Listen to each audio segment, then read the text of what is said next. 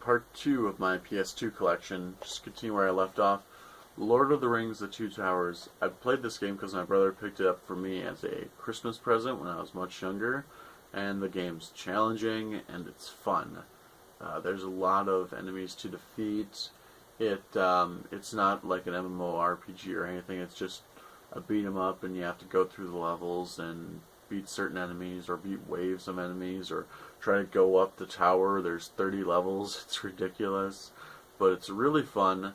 I really like playing this game. It reminds me a lot of when the Lord of the Rings came out, and if you're about my age, you're really gonna enjoy this game too. Lord of the Rings: The Two Towers on PS2.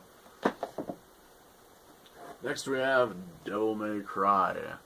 This game definitely reeks of sort of grunge.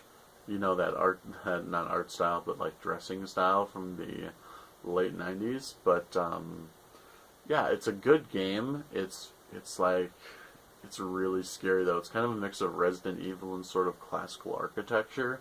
So like a lot of the enemies you'll be running into are in these old castles, and they'll look like, you know, necromancers or things like that.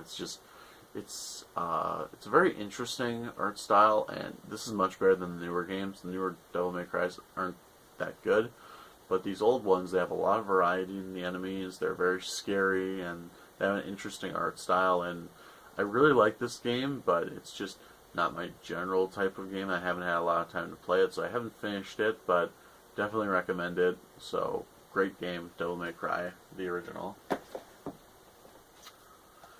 Sonic Riders, again, haven't played much of this one, but I do like it. It's just that there isn't much depth to the game. It's, you know, mostly just don't crash, there's no weapons, stuff like that, which you'd expect out of a racing game starring Sonic characters like Sonic and Sega All-Stars Racing, but nope, this is more of a like realistic racing game, which I don't know how they're trying to make it realistic with Sonic characters on hoverboards, but it feels really fun playing as Sonic characters, and it looks really cool, especially for a PS2 game. This still has good graphics, but there's just not much to speak of here. It's an okay game. It's an okay game. That's about the most I can say about it. Let's see, what do I got next here?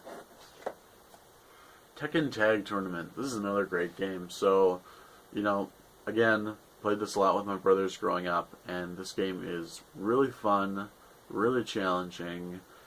It's really fun to play with two people. There's a lot of combos to know and things like that. There's a lot of depth, but then it's also not too hard for somebody who doesn't know a lot about the game to be good at either. And then also, what's probably the highlight of this game is there's a mode. Other than the extremely disturbing, intro sequence for one of the transforming characters, the other highlight of this game is you can actually do bowling as Tekken characters. And I think a lot of people know about this because it was one of those, you know, what the heck kind of features. But it was really fun playing bowling on the TV, and the fact that you're playing it as Tekken characters with like other ones like cheering on in the background while you're playing Tekken, it's fun. And also when you have different characters like the robot ninja, it'll actually have like a different viewfinder for while you're bowling, and it's a really fun game. The highlight of it though seems to be Tekken bowling, and it will continue to be. Okay, the next one is Star Wars Episode 3 for the PlayStation 2. This game, it's a good game. It's a really good game. There's a lot of depth to it, a lot of levels to complete. It's very faithful to the story. Probably the best part of this game, though, is the multiplayer, and unfortunately I just get too pissed off every time I play the multiplayer because I'm not very good at it. But there's a lot of depth to the mechanics, a lot of force moves you can do. You can really feel like the characters and how many different actions you can take with your force powers or your lightsaber.